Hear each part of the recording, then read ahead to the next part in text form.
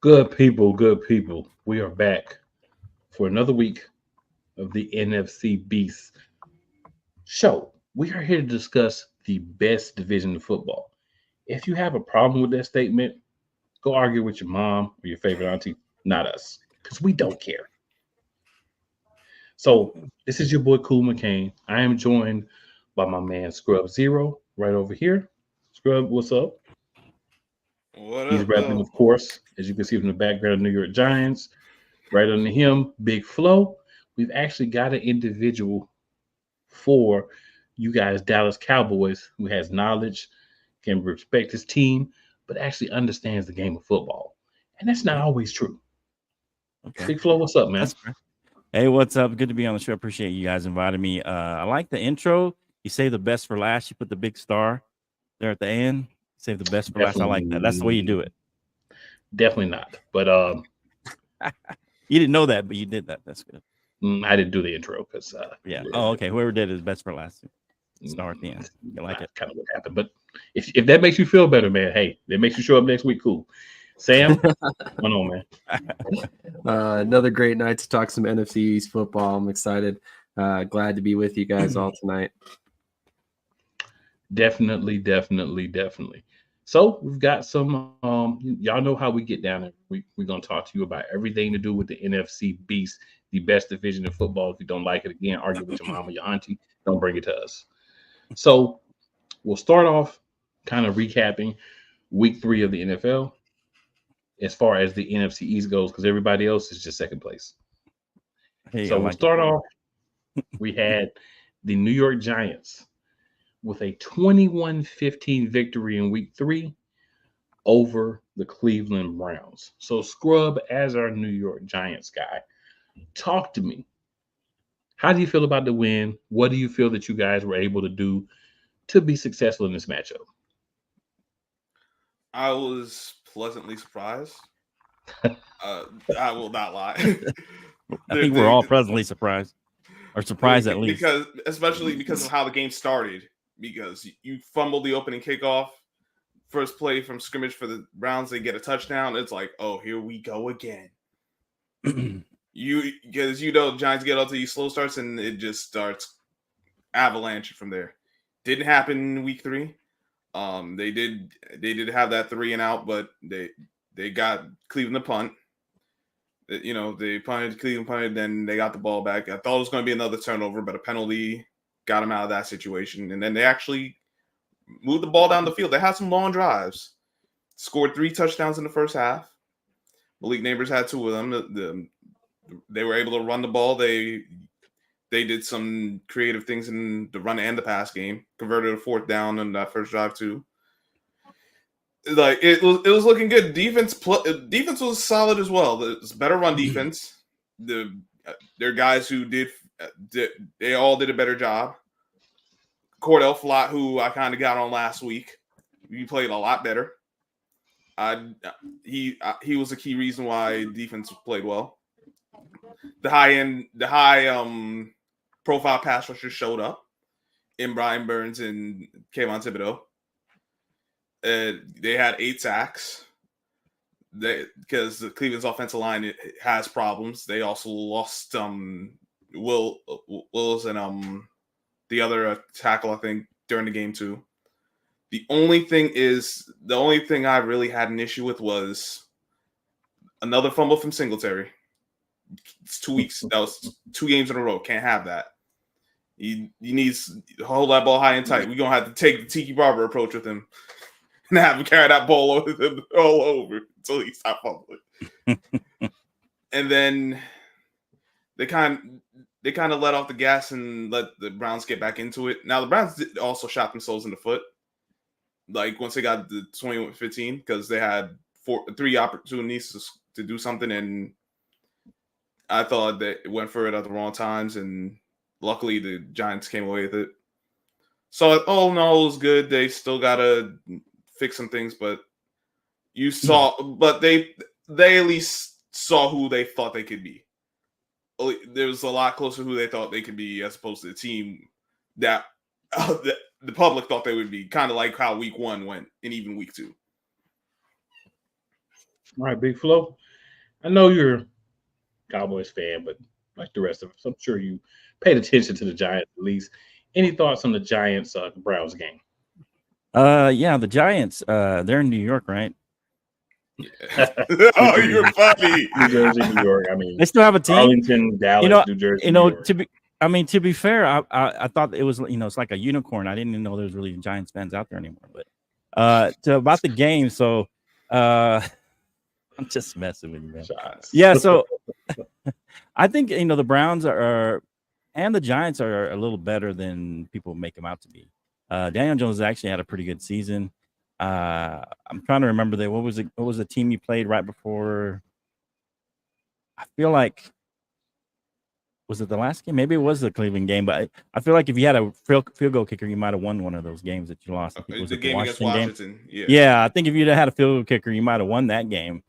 So that's the coaching staff or the GM. I don't know who to blame for that, but Daniel Jones, to be fair, he's played fairly well, all things considered. And so, that was a good game for you guys, beating the Cleveland, who, to be fair, last year had a top 3 defense, and they haven't looked that way this year. But you did play him well. Deshaun Watson is still recovering from his 2-year hiatus, and then he got injured last year. So he's not the same Deshaun Watson, of course, from Houston. But I think he's getting back to himself. I don't know. I feel like people are overly criticizing him and saying that he doesn't want to be there or whatever. But to be fair, he hasn't played in almost 2 years. And then last year, he by the time he started getting into the season, he got hurt again. So, but anyway, I think the Giants represented themselves fairly well in that game, and they deserve to win that game.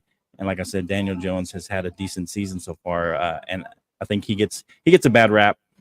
Probably deservedly so from last season, but for the most part, he gets a bad rap. I think he's better than people make him out to be. Ladies and gentlemen, again, a Cowboys fan who can give you a reasonable observation of a different team in the division. Right. Hey, I'm a football fan. I'm going to talk a little trash, but I'll give you some good observation. Yeah, it's few and far between, but we did find one. We got a unicorn. Okay. Damn. What you got? I got to say, I was thoroughly impressed by the Giants defense. This is what I kind of expected from them as soon as I saw that they got Brian Burns, to be quite honest. That defense has a ton of talent when it comes to the pass rush, and for them to finally kind of see it come to fruition this season, I think has got to be really encouraging for Giants fans. And I know the Browns are really banged up, but that's a really talented defensive line and pass rush group in general with Dexter Lawrence, Kayvon Thibodeau, Brian Burns, Azeez Ojulari. I mean, really, those are some top flight guys. And once they get going this season, I have a feeling that this defense is going to be a lot better. And we'll see how things go through the rest of the season, but this was definitely encouraging if I'm a Giants fan. On the flip side, that offense, finally seemed to find some momentum. That was good news for them. Obviously, things have been kind of lean on the offensive side as of late. But this is probably so far the best game of the season for Daniel Jones, and I think that once again, that's got to be encouraging if you're a Giants fan. So, realistically, I love to see these NFC East teams, find success against teams outside the division. So it was good to see a win by the Giants and see them find some momentum this season. Yeah, I want to say on my Sunday morning show, the NFL pregame report, found on Shady Sports Network or Sportsway Network, cheap plug, always. But I did bet against the Giants. I did say that they would lose that game. So scrub. I'll eat my crow for that. Congratulations on a good win. Hey, don't forget, I picked against them too. So I expected the Cleveland Browns to start around in a formal defense. Expect Deshaun Watson to look a little bit better every week. I don't feel like they did it in week 3. I'm not knocking the Giants because the Giants did what they were supposed to do. If a team is not looking as good as they should, you go out there and you beat them. That's what you do. So shout out to the Giants for helping the division look a little bit better by going outside of the division and winning a game, right? You need that. So shout out to the Giants for carrying their weight in week 3. I don't mind giving the Giants props when they deserve it. Just deserve it. All right. Then we'll go to the next game in sequential order in the division. This is a game that I'm not happy about, but I'm okay with the outcome. Philadelphia Eagles with a 15-12 win over the New Orleans Saints. Sam, as the other person that talks to Eagles here on the show, talk to us about how you feel about that game and the outcome. Well, you're always happy to get a win, right? Especially when it's an ugly win. I mean, you never really know how that game's going to go, but ultimately there are so many questions left for the Eagles to answer this season. It's not even funny. And quite honestly, I think it starts at the top down. I was jokingly saying in our NFL pregame report chat that we need to fire Sirianni, and I don't necessarily think that we need to go quite that far yet, but it is trending that direction. You have to question a lot of his decision making this season, and I think in this game in particular, you saw a lot more of that. I know you guys have talked about it quite a bit on Eagles Elite. He needs to take a step back and be a head coach, not try to be the offensive coordinator, the quarterback coach, the wide receiver coach, and the head coach. It's not working. So, let Kellen Moore do what you hired him to do and call the plays, and let's see what the offense does. If it doesn't pick up, then ship him out and take over play calling. Whatever we're doing right now is not working. We cannot win games with 15 points. The defense did an outstanding job keeping New Orleans to, basically nothing on offense, but we can't rely on them to do that every week. It's not sustainable if we want to continue winning, especially against teams like Dallas that have a lot of offensive firepower. And even the Giants at this point, I mean, they've got some pretty talented players there as well. So, I mean, that's something that kind of concerns me going forward. Obviously the Saints offense has a lot of talent, and we were able to stop Alvin Kamara pretty well. But yeah, like I said, not necessarily very encouraged coming out of this game, even though we did get the win. It just was a nasty game from start to finish. Scrub, what do you think about that game? I thought if you liked seeing the defense, it was pretty good, but like Sam said, it was a lot left to be desired. I thought the turnovers were really painful. But I thought, unlike what the Cowboys and the Panthers did, you guys actually held them down defensively. Guys made them work. Now, of course, Saquon had the big play in the fourth quarter that got your first touchdown, and that was key. And then on the last drive, that third down where two guys colliding each other, I still don't know how the hell they did that, but that it turned out for them to be key because you got a big conversion, then you end up scoring a few plays later. I thought so. The Eagles did a good job of finishing the game, but like y'all said, Sirianni need to step out the way. Y'all got to find a way to get going a little sooner, because this is another thing that's been an issue for y'all in the past few years. Like, get going too late, and that's going to come back to bite y'all like it did last year. I ended up doing. I'm not even so much the Super Bowl year, but it just a little too much inconsistency for my liking. Y'all get the win, so that's always a good make the division look good. Just Jalen Hurts needs to not be his own worst enemy, and then y'all just got to find a way to get off to a faster start. Flo, what do you think about the Eagles game? To be fair, I mean, I think Jalen Hurts has been turning the ball quite a bit since last year, and it still seems to be plaguing him this year. I'm not sure, it's not gonna get better because doesn't have Kelsey. I mean, that guy was kind of calling your protections. Now it's on Jalen, so that's maybe that's part of it, that he's having to do a little more at the line than he's had in the past. But at the same time, he was having this problem last year, turning the ball over a little too much. So I'm not sure what the problem is there. It seems like there was a coaching issue, him and the coach. I know there was a big article that came out. I'm pretty sure you guys talked about it, but the fact that it ended with, well, they don't hate each other. I mean, was kind of, telling. So I feel like there's a little bit brokenness inside the locker room still between the coach and the quarterback, and that's where you don't want, contention. You want at least the head coach and the quarterback to get along, even if the head coach isn't calling all the plays. Some coaches call plays and some don't, but I think that there's still something there. It seems like there's just something off about the Eagles. And of course, the New Orleans Saints started out hot, but of course, Derek Carr is always on pumpkin alert. So we knew that he was going to come back to earth. So, I mean, and it just so happened to be that game. And so you guys had a chance. I think if they would have stayed hot, I think you guys would have gotten blown out as well, to be honest. But, Derek Carr is always, like I said, on pumpkin alert. And so there's no way he could keep that up. And so you see by how he played that next game. So he'll be inconsistent because that's how Derek Carr is. He'll have great games, and then he'll have games like he had against the Eagles, and it made the Eagles defense look better than they really are. To be fair, they've gotten a little better, but they're not that good to help hold that team to was it 12 points. So I mean, all the games have been close. So I mean, they've gotten a little fortunate in the Green Bay game. They got fortunate. Jordan Love got hurt. Right. And then, like with of course, really that's true. That's fair. But it was still a very close game. And Atlanta, you lose by 1 point. And then this was basically to the end. I mean, you get a 65-yard play by the tight end. How often does that happen?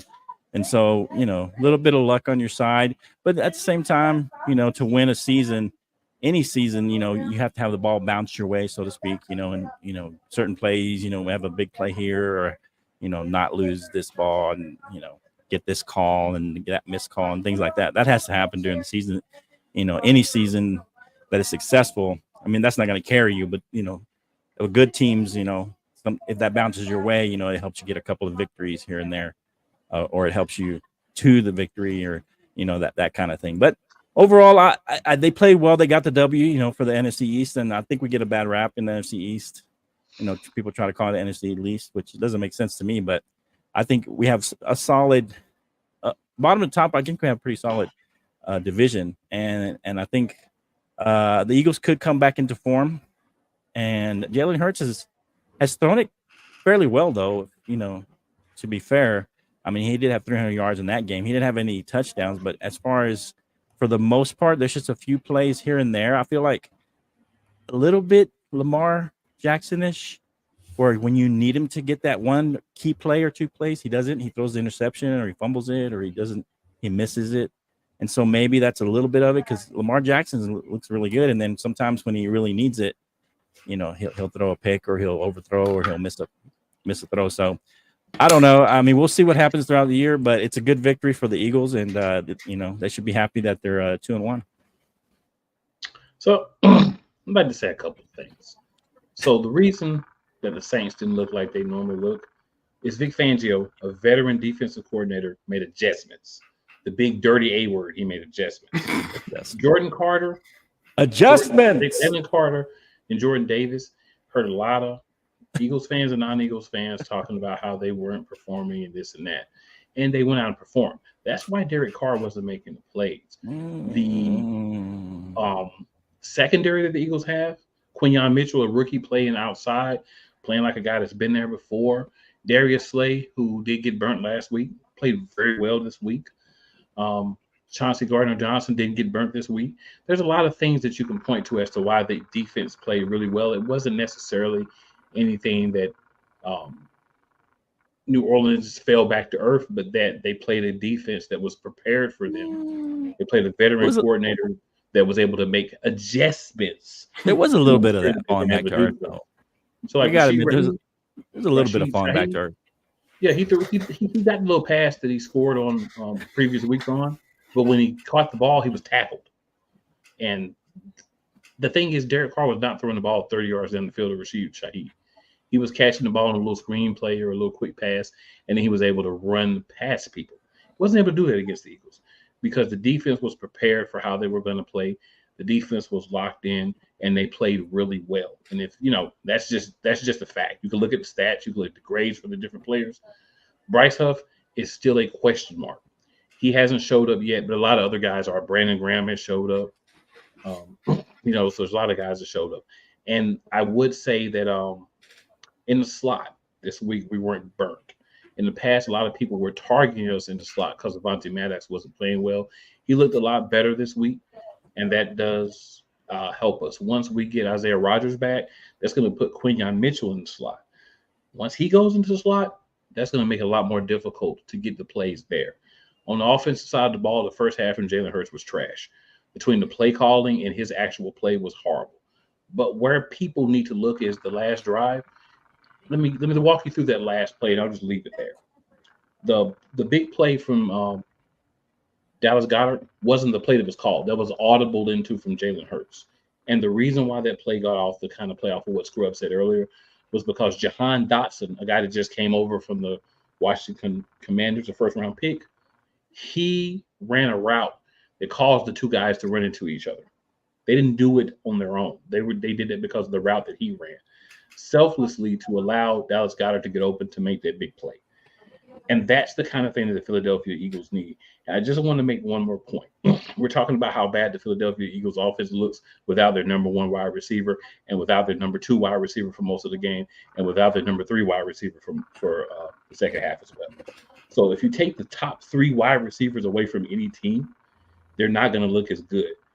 You can name any team in the NFL. You take the top three wide receivers away, they're not going to look as good. So getting the win was big for the Philadelphia Eagles. I don't think there's as much discombobulation as the media and other teams want to make. But I do think that once the team is whole, that you're going to see a much better roster. Now, the concern for me for the Philadelphia Eagles is Nick Sirianni.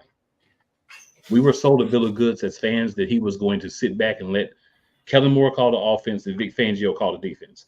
Now we're hearing him say, this was my decision and this was my call.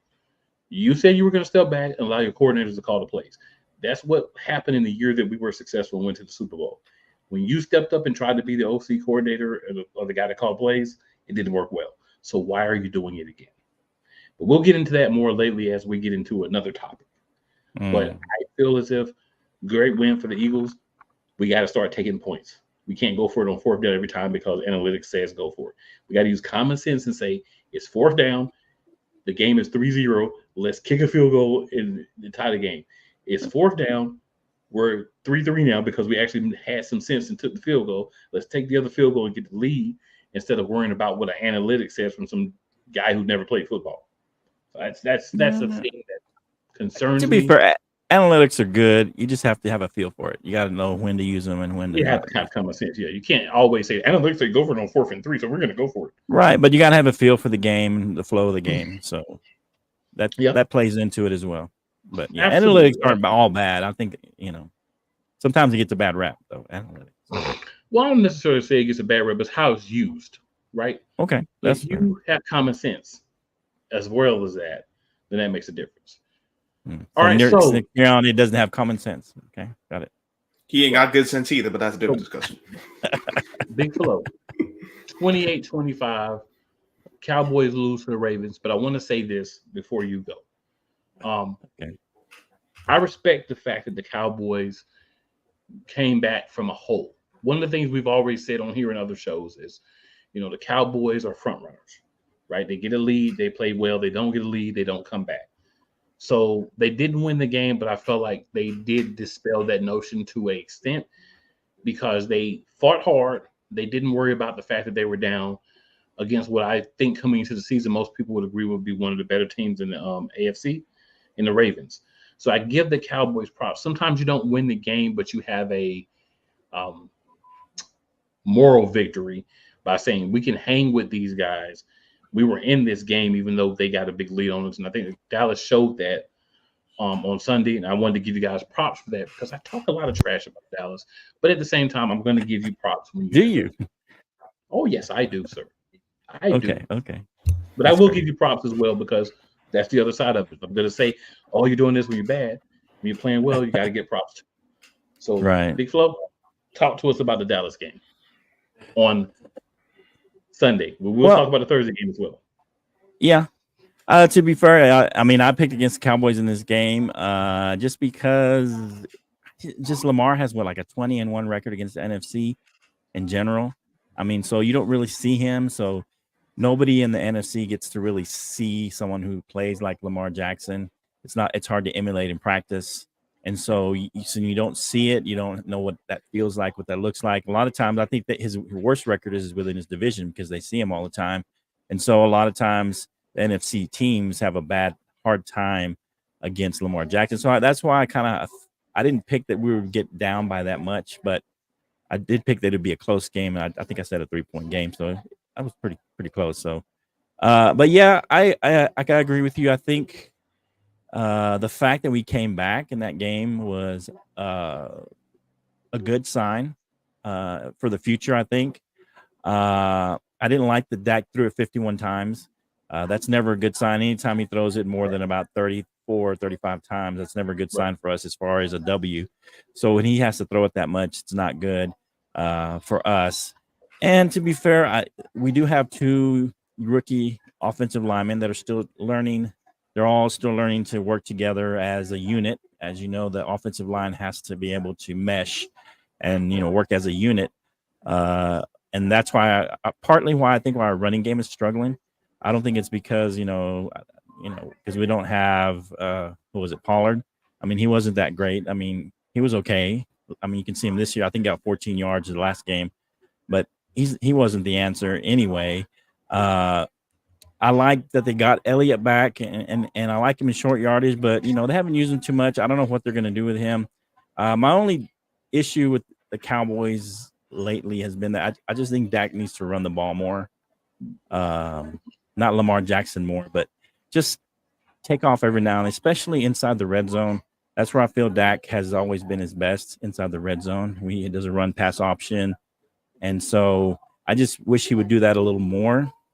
And I think you're right for the most part, Cool, that, they are a little bit of front runners in that they can't come from behind. But in this game, they almost did. And so that's a promising sign. But I think, once the offensive line starts to mesh a little better, I think our running game will pick up. I think we'll start getting better plays. As I think as seen by the last game that maybe we'll talk about later, but the game that just happened on Thursday. But I think as the line starts to get better, I think even some of Dak's protection, he was rushed a little bit in this game. And I didn't, coming into this game, Baltimore didn't have this great defense, and they were like 32nd against the pass. I mean, they didn't have like a super great defense. I mean, coming into this game, and I felt like Dak was getting rushed quite a bit.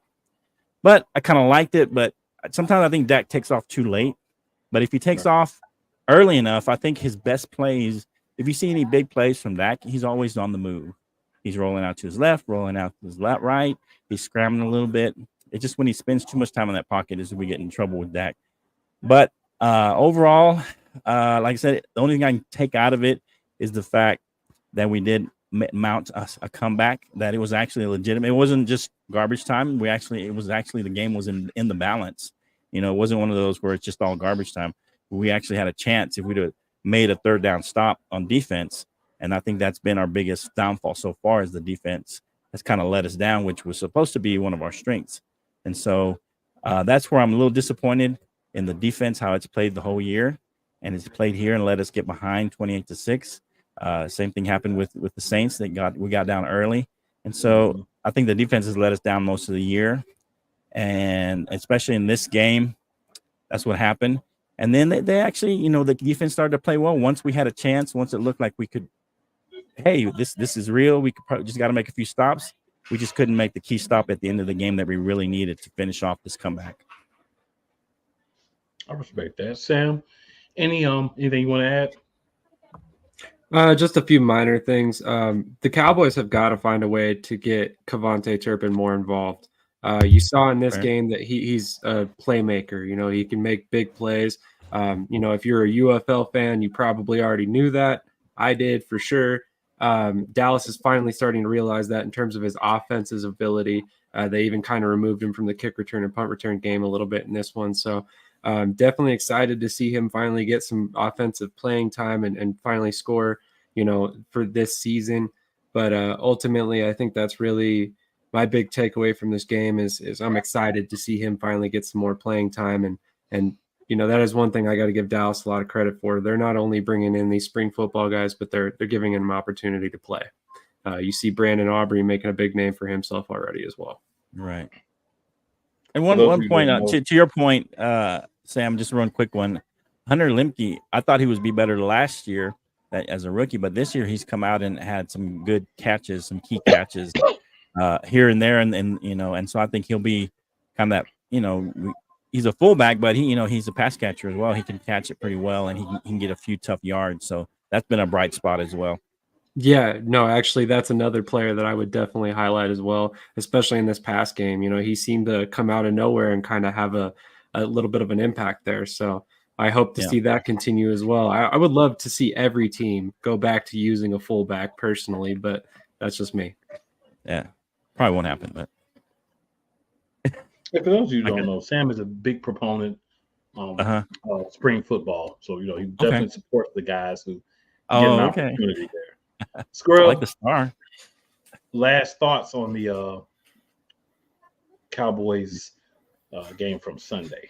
Scrub. I was surprised to see the Cowboys pull a comeback. Well, yes and no, because the Ravens have had a history since 2015 to blow a lot of leads. They've blown more leads than any team in the league in that time. So, it's good it is good that you were able to get some offense going and make it a game. But there's only so much I could take out of it because the Ravens have been like that, and it hasn't changed. It just showed me. It just kind of confirmed more of what I thought. Y'all, I do think they are who we thought they were. Yes.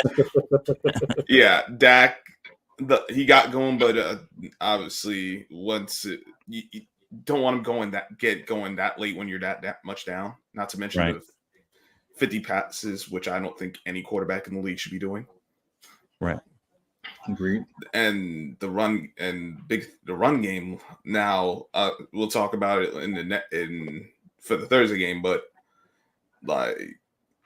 y'all need to. I don't know who's going to be the key guy because, unlike last year, there's no Pollard, and obviously Pollard isn't. I wouldn't call him a number one back, but but the year before you had him and Zeke, and I thought that was a good 1-2 combo. Mm-hmm. I still think you're lacking that. Receivers, I like number one for y'all. What's his name? Tolbert, but can he elevate his game to be another viable option? Because to only have CD you're not going to get to where you ultimately want to get to. Defensively, run defense was an atrocity. I hate to say it, but when you give up 200 yards through 3 quarters, there's not a lot of words I could use beyond that. Right. But you didn't quit. That's always a good thing. Y'all made special teams. No, y'all special teams is because y'all got that onside kick. I was like, dang. Right. Especially now with the change rules where you got to announce that you're doing an onside kick. Yeah. And then having Brandon Aubrey.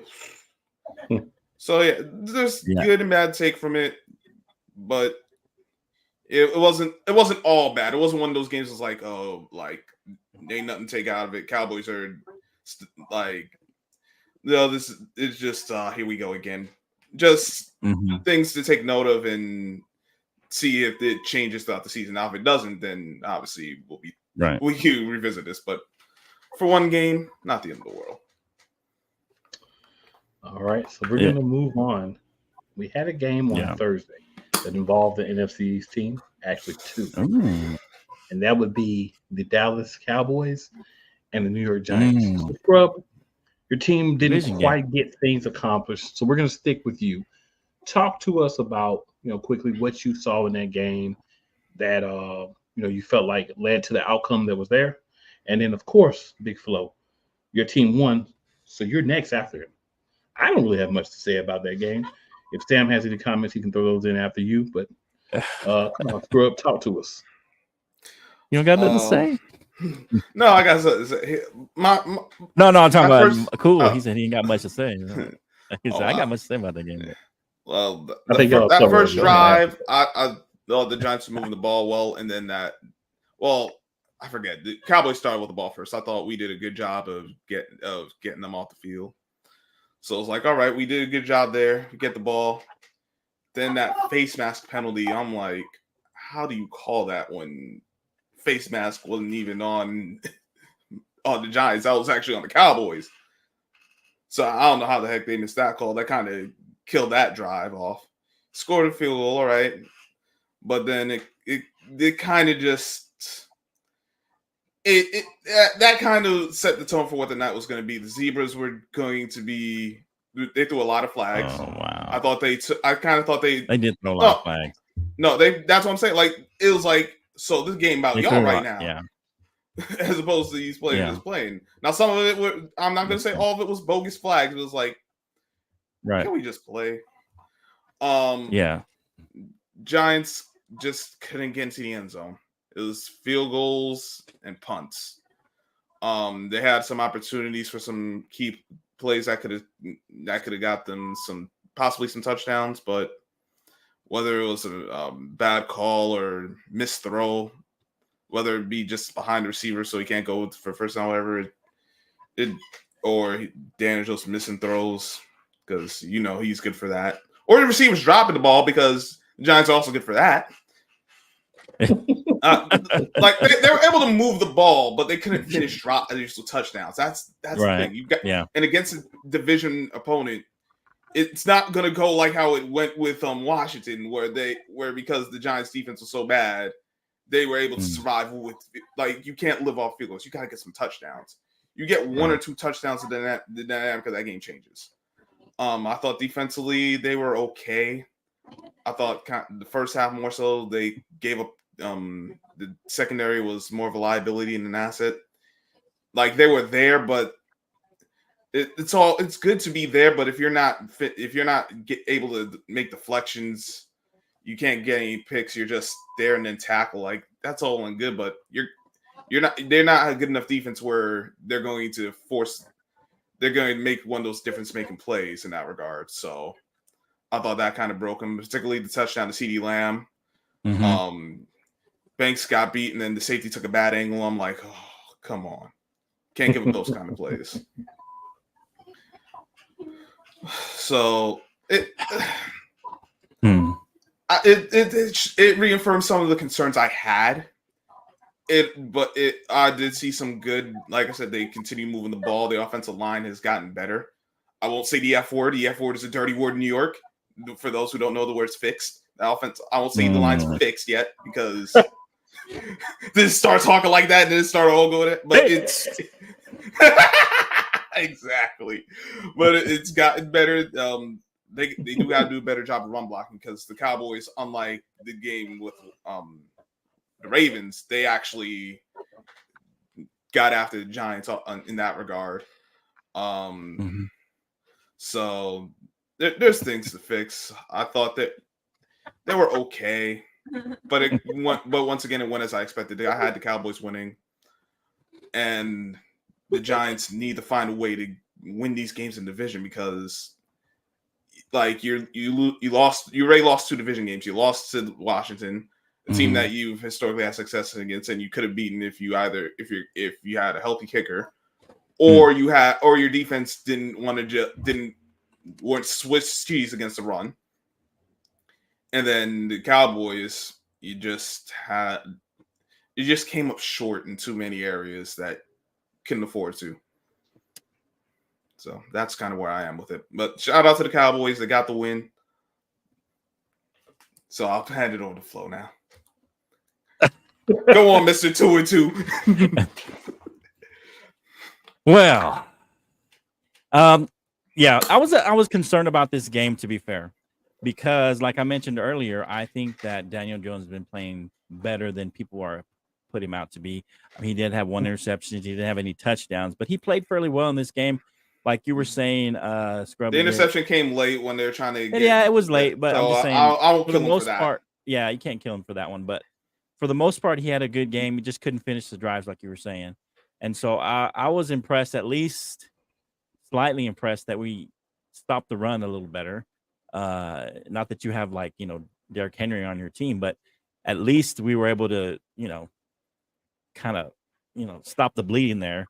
And so, but we did give up a few big pass plays. I thought you guys were in some 3rd and longs, and we gave up some plays gave y'all first downs. I said we could have killed the drive, and you guys were on 3rd and 11 and 3rd and 9 and 3rd and 14, and y'all kept converting. I was just like going nuts.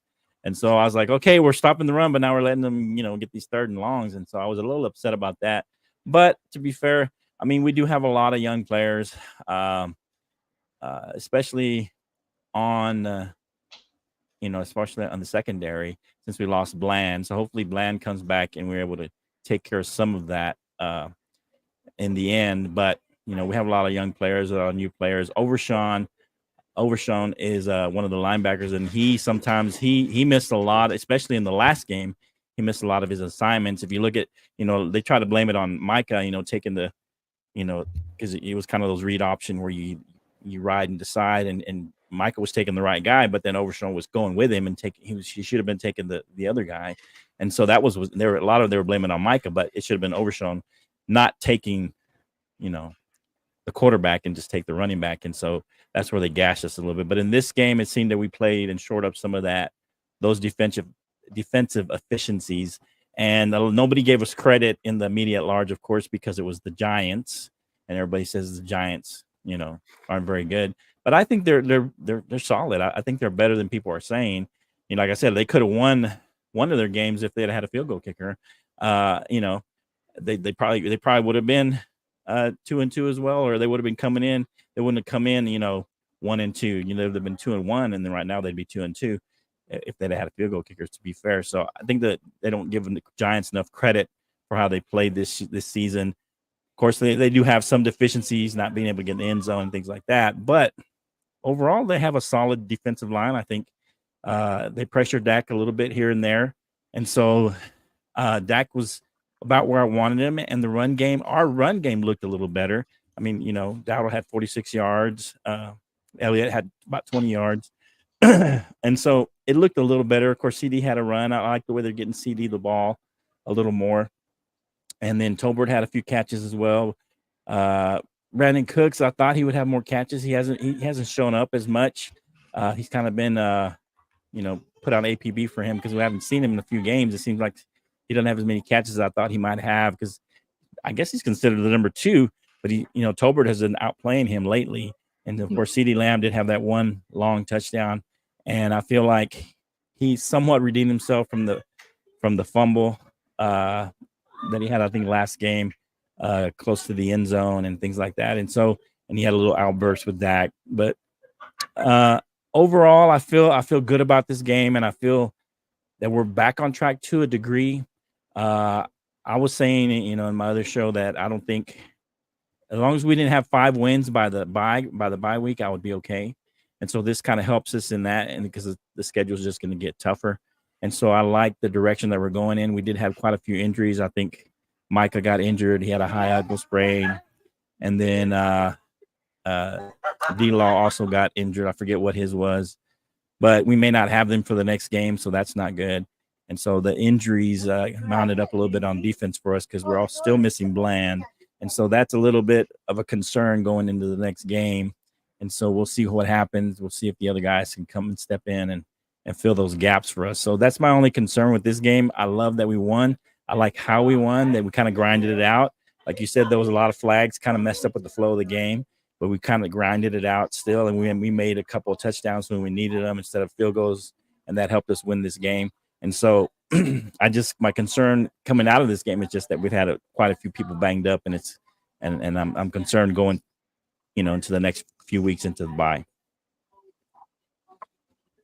Just a couple quick thoughts on this one for me. I personally, if I'm a Giants fan, I'm begging my team to get Tyrone Tracy more involved. And this game was kind of a sign that they really don't know how to use him quite yet, because I think that guy needs to be split out wide and used in the slot a lot more as a wide receiver. Keep in mind in college he was a wide receiver, then moved to running back. So you kind of need to utilize those talents, in my opinion. But, that was one of the things that stuck out to me. Devin Singletary just isn't successful enough yet to completely give him the bulk of the carries like they have been.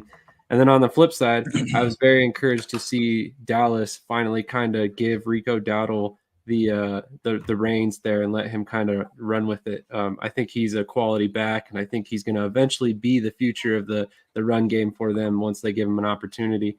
But I did want to get you guys' opinion real quick before I get to that. Great game by Dak Prescott, probably one of his best so far this season. So just wanted to throw that out there as well. But have you guys seen this narrative that Brandon Aubrey missed that kick on purpose and it was all for Vegas betting odds purposes? Whoa! I hadn't heard that. I hadn't heard it. I think it was on Bleacher Report. I'd have to look at and find it again. Yeah, but well, it was, to be fair, it was surprising that he missed that. I mean, because he's anything after beyond 50, he's been pretty much money. So I mean, I could see somebody thinking that. I don't know. I just think he just missed it. I don't know. But I mean, just like the Eagles kicker, we missed a long field goal, right? And he's been money. It happens. Yep. Yeah. I don't think so. Funny. Yeah, I'm still waiting for him to hit a 65+ yarder. That he was going to try that 71 yarder that one game, and then we got the penalty, and he didn't end up. And then we're like, nah, we're not going to do it. You know, I mean, it was I think it was a 60. It was going to be 6 yarder, 66 and then it went to the 71, and they thought about it still. But yeah, I mean he and I don't know if you heard him. I think in the broadcast they mentioned it, but he doesn't even practice beyond 55. He just knows how far it went, and so he knows because he says so if he practices too long, he feels like he'll try to put too much leg into it, and then it'll mess up his technique or something. But I think that's a fair assessment. But obviously the way he's kicked, so he's our secret weapon, and he did miss one. But yeah, I think in the end he's going to help us win a few games, close games. As soon as we get to the 50 and we have to kick it from the 50 or the 45, we might still win. But I was actually wondering if they were going to go for a field goal late there in the half when there was about, I think, 20 seconds left, and it's third down. I was like, yeah, it's the 35-yard line. Like, that's a little crazy, but why not, man? Like, what's the worst that happens? He misses in the front anyway. But I feel like he's going to break what is the record? 65, 66? 66. I feel like he's going to break the record this year. At some point during the season, he's going to hit a 67-yarder or 68-yarder. Yeah, they probably would have kicked that. Hopefully, it's not to win the game. It's not that dramatic, Hopefully, it's just during the course of the game. I don't want it to be like the last second, and that's what he hits. My heart. But that would be more entertaining. It would be more entertaining, but not for me. I'd be like, way more stressful. For everybody else, but for me, I'd be like, oh my god. Yeah, I wanted to just a couple quick things on the game. Shout out to Malik Neighbors and Wan'Dale Robinson. Yeah, both had over 10 catches. No Neighbors got hurt. Got the concussion. Hopefully he'll be able to be back. The benefit of playing on Thursday is you get basically 10 days for the guy to get back from a concussion. Whereas if you're playing Sunday and then playing the next Sunday, it's hard to get back. Yeah. Also, I feel as if both teams suffered from playing Sunday and then turning around and playing Thursday. And my thing is the Thursday games, you have to find a better way, right? We shouldn't have guys coming off of playing on Sunday and then turn around playing 4 days later. That's difficult for anybody to do. Yeah. I understand the first 4 weeks is hard because of buys, but you have guys that are playing games on Thursday and Friday the first week of the season, and we're playing another Thursday game week 2. Why can't they play that game? Right? Let's find a way to make this fair for both teams. And I think both teams handled it the best that they could in the situation. But we don't have buys yet. You got guys coming off of Sunday games, Dallas coming off a loss, the Giants coming off a win, but then you got to turn around. You don't get to implement a real different playbook because you only get about 2 days of practice before you got to travel to the new site. If you're the away team, if you're the home team, you may be coming from an away game, so the same thing. So I think it was a sloppy game, but that's because of the fact that you did that to those two teams, right? And then once we get to bye weeks, you should have a bye before you play your Thursday game. That's fair. And the NFL has to fix that because we don't want guys like Micah Parsons and different guys getting hurt, Malik Neighbors getting hurt in these Thursday games, because these are guys that make a difference on these teams. And these are guys that are sexy players that the casual fan wants to see. If they're not playing, you're not getting the same looks. So NFL, you have to do a better job of making this game better for the teams that are having to play in. Right. That's fair. I like that. I like that assessment. I like that assessment. The quality of football too, because we've seen a lot of these games since it switched to Amazon, and it's kind of been, if you're a casual fan, it's kind of been boring, honestly. They're terrible. They're terrible. Let's not. Sure. Yeah, you're right. It's been sorry. There's been some sorry football. It's terrible. We've had few and far games between where it's actually been good. Well, to be fair, they've taken away a lot of the hitting in the in the it's No, spring practice and even in preseason, and they can take away a lot of the preseason games. So the less preseason games, the less you're going to play your starters, and so Yeah, the first 4 weeks are basically the preseason at this point, and it's Yep. disappointing because they count. They matter in wins and losses, and they have to do a better Right. job of not allowing that to happen. But they did. Yeah. To your point, they do have to fix something about the Thursday games. Oh, go ahead, Alfred. I was just going to say that, My bad. like you said, maybe after the buys start, that's when you start the Thursday games, or I don't know what's the best way to handle that. Maybe the first game is okay because if maybe you have I don't know if you can push back the season, but their first game that was a Thursday was good because they weren't going to play for 10 days. They hadn't played yet, right? So the first game is okay on a Thursday, or maybe you have those guys play the early game on Sundays if they're going to play a Thursday game. Possibly that's another way to kind of help alleviate that a little bit. But I think if they maybe wait till the bye weeks to have any Thursday games and have them coincide with people's bye weeks also would be a good idea. But I agree with that. The only thing is that some of these teams also have the international games, and that's a whole mess in and of itself too. Right. So you talk about team, they want to make sure every team gets a Thursday game, and then you got some of these teams that got to go overseas. Right. It just becomes a whole headache. A whole nother thing. I mean, they want to become international, but I mean, to be fair, I don't know how international you can make the NFL. Unless you have a team overseas. I mean, there has to be some work on that as well. But that's that's a whole different hour. Whole different. To be honest, different conversation. But guys, we're gonna go ahead and move on here. So, question, we're gonna ask this to everyone. What question do you have for your team heading into the remainder of the season? Just 1 or 2 questions. You don't have to answer them. Just questions that you have that you've seen so far with your specific team. Flo, you're a new guy, so we're gonna start with you and let you go ahead and get yours out there first. So what are 1 or 2 questions that you have for the Dallas Cowboys for the remainder of the season from what you've seen so far? Well, obviously, questions about some of our injuries that recently occurred, of course. But I think the question is, can we continue to shore up that run defense and maybe get more competent in the back end? I think when we get Bland back, that'll help as well.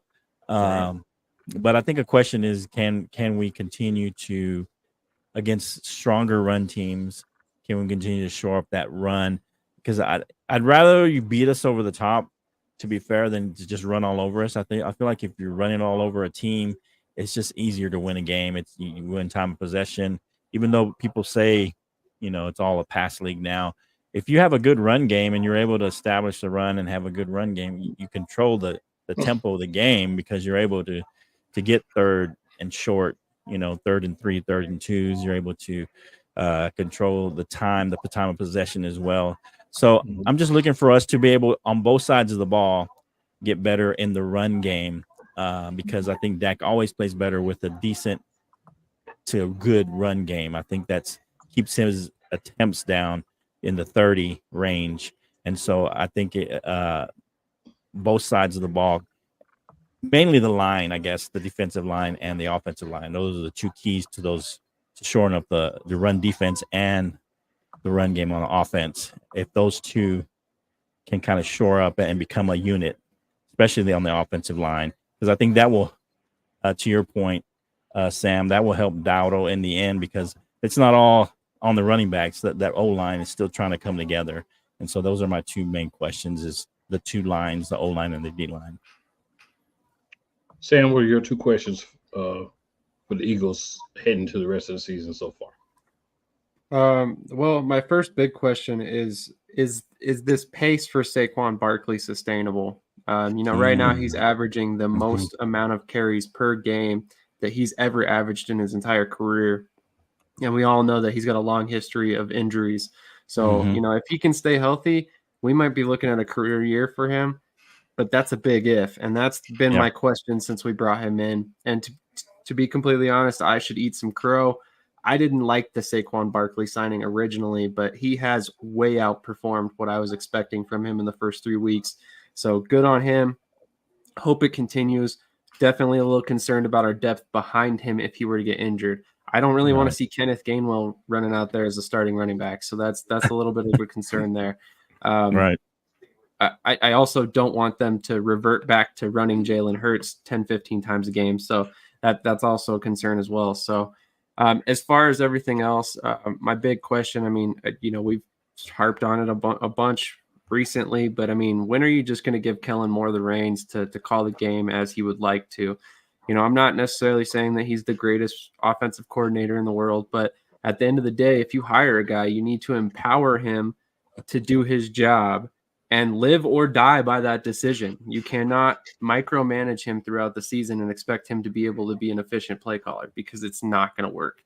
We've seen this in many different cities, towns, teams, and it's just a losing formula. So I hope they get those two things kind of figured out. Maybe there's some late trade candidates we can bring in for depth behind Barkley, but ultimately those are my two biggest questions. All right, I'm going to let Scrub go last. I'm going to go ahead and throw my two questions out there. So my first question would be, what are we going to do for a consistent pass rush? We did get some pass rush this past week, but we brought in a guy in the name of Bryce Huff that was supposed to kind of not be Hassan Reddick, but kind of play that same role. Does that make sense? Mm-hmm. And through the first 3 weeks, he's got about as many sacks as I do or Sam does. So that's a question. My second question is, can Jalen Hurts monitor the turnovers and reduce that number greatly for the remainder of the season?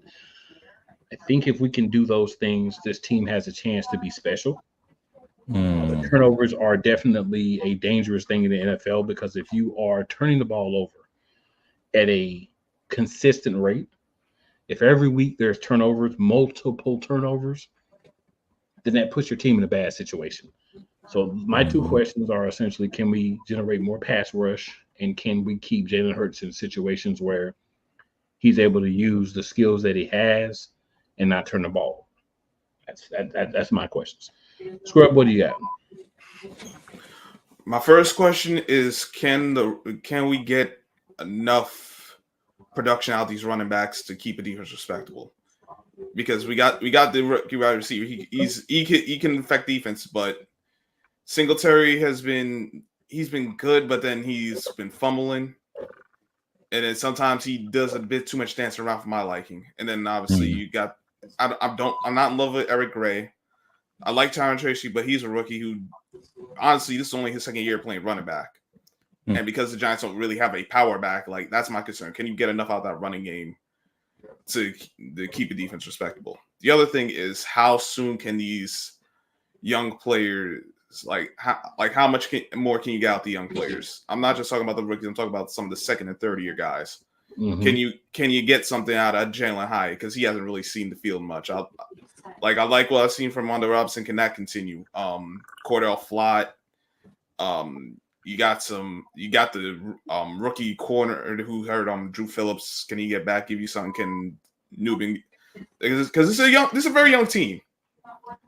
One of, if not the youngest team in the league. So, like, if they could, you need some of these guys to have to step up and really produce, because you don't really have much choice. You got to rely on them. This is the team we got. So that's what I'll be looking at going through the rest of the year. I can feel that. All right, guys. So, we're finishing off. We got 3 games upcoming. Sequential order as always, how they appear on the schedule. The first one, 1 p.m., Sunday, September 29th. Got the Philadelphia Eagles versus the Tampa Bay Buccaneers. I'll keep it simple, guys. Who's going to win this game? Philadelphia Eagles, Tampa Bay Buccaneers. I'll go first myself. I'll say the Eagles. I think that there's a good chance that A.J. Brown may play. That obviously boosts the stats. But I think even if he doesn't, Jahan Dotson, Dallas Goedert, Grant Calcaterra, we'll probably see a little bit of John Rawls, some of those guys.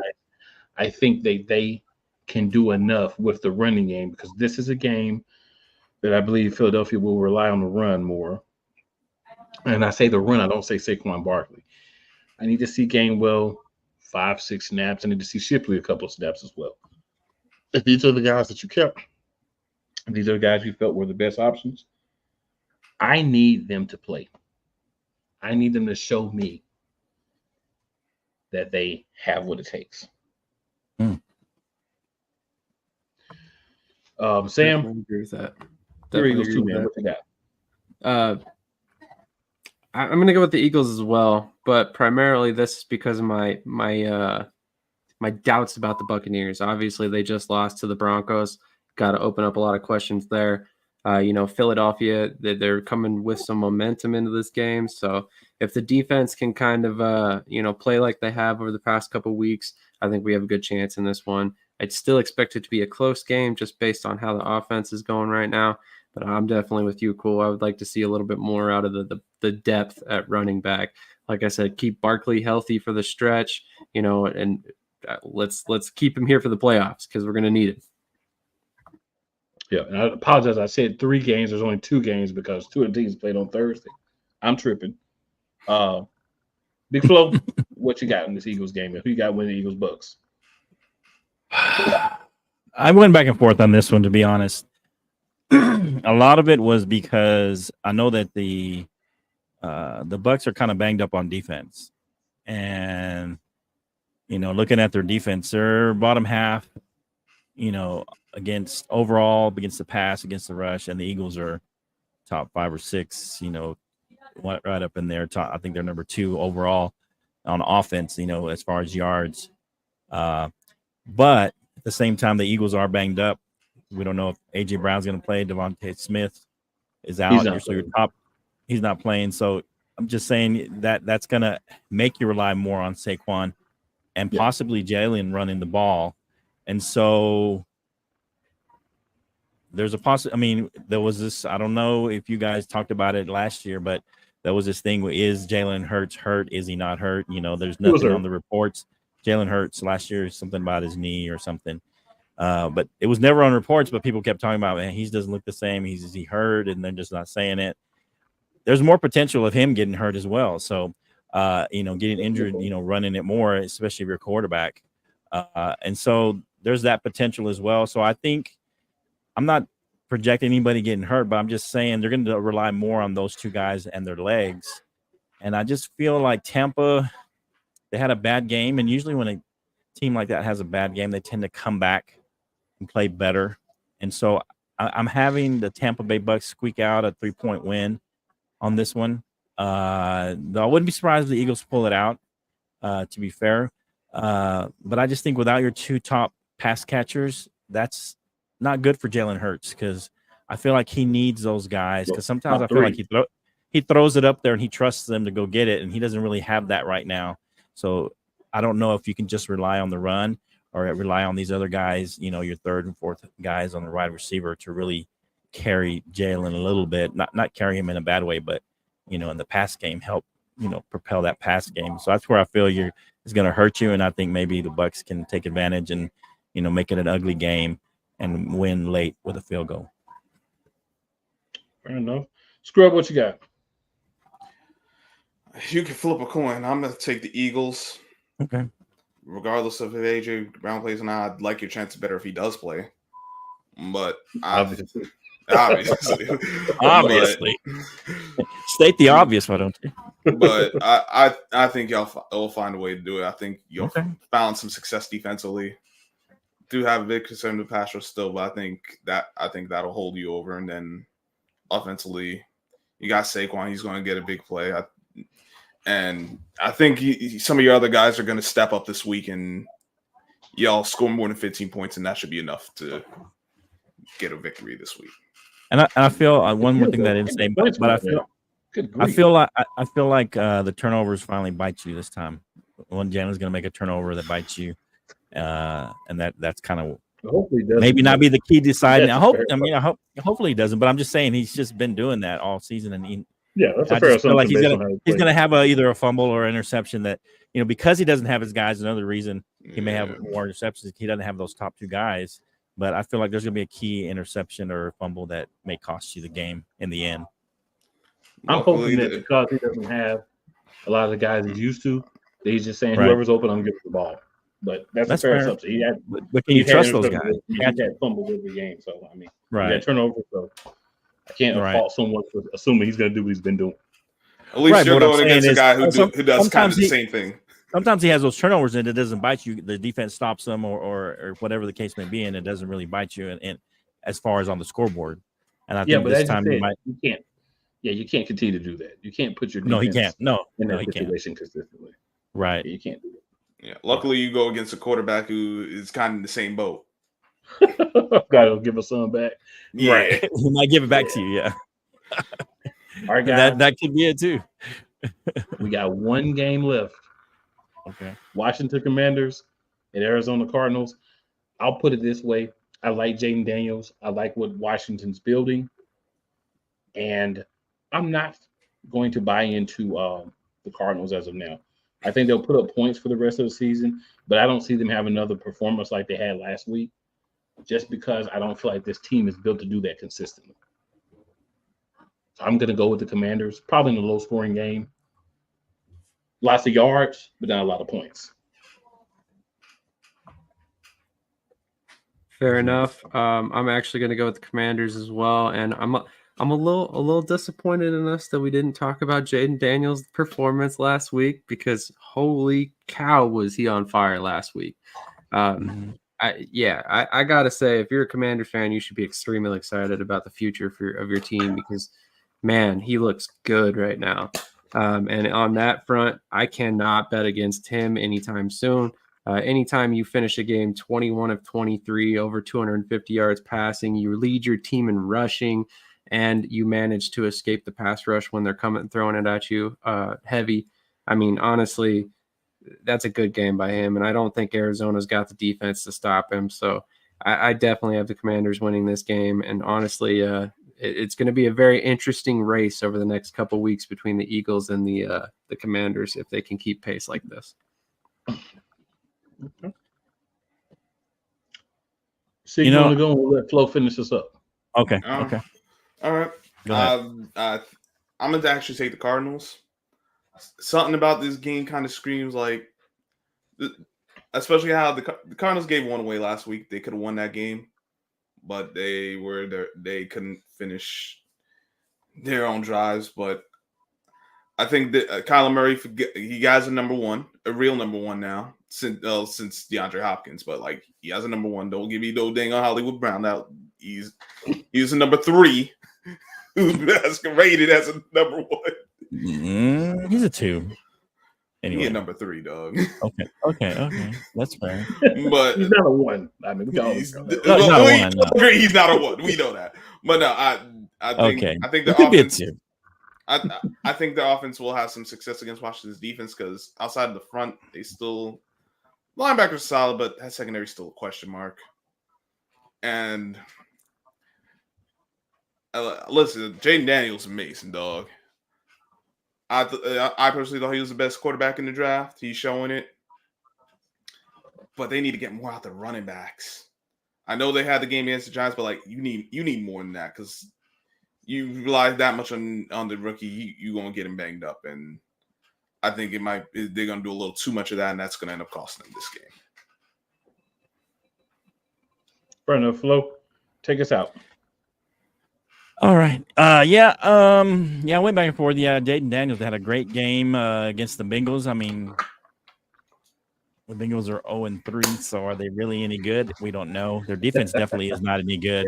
So we can't say that was a big win. So their biggest win was against the Giants. And so, one believes in the Giants, but I think they're pretty good. But it was a close game still. And I think they could have lost that game if the Giants, would have had a field goal kicker.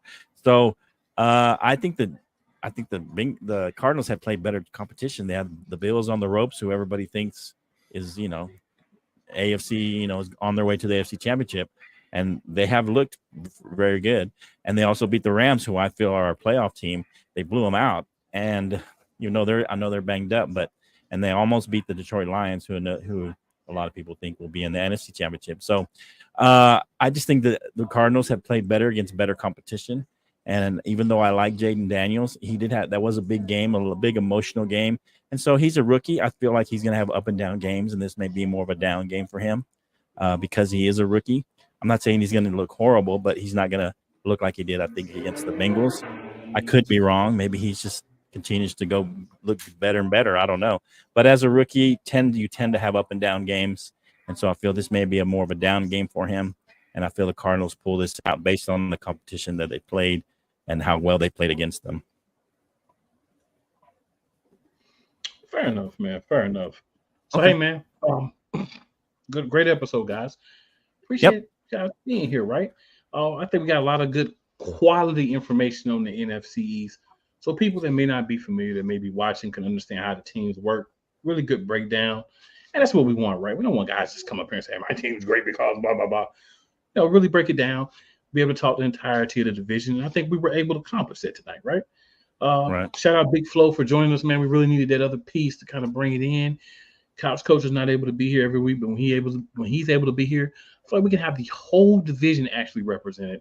Love to get a second person for every team, but hey, we struggle to get one, so we just happy for that. And we got another one. We converted him in the chat, right? He's a Cowboy fan now. Oh no, that's Couch Coach. He's not gonna convert the Cowboys. I'm just saying that. That's what we said in the chat. He's a Cowboy fan. He wasn't now, here, so now he's a Cowboys fan. Now he's a That Cowboy was fan. Sam's tomfoolery. That was Sam's tomfoolery. Oh, okay, But okay. hey guys, I appreciate you guys here. Hopefully we'll have you guys all back next week. Of course, everyone is watching understands we're pre-recorded. There will be times where one or more of us may be able to watch the show live and kind of communicate with you guys in the chat. But hey, even if not, man, I feel like we're giving you some good information. Those of you who are new to the division, novices, those type of people, we got you. Shout out to BS3. Shout out to Shady Sports Network. Shout out to Eagles Elite. Shout out to Big Flo, his channel. All these places where you can find this wonderful program, or where you will be able to find this wonderful program. And only things I can say, hey, make sure you tell 4 of your friends, at least people you think are your friends, and 4 people who may or may not like you. Just because they don't like you does not mean they will not like us. And as always, every week, every time, it's never where you start. It's always where you finish. I'm going to let Flo go ahead and throw in that Bottom Line Sports there. Make sure you check him out, as well as all the channels here that are represented. And we'll get you guys next week. And we're out.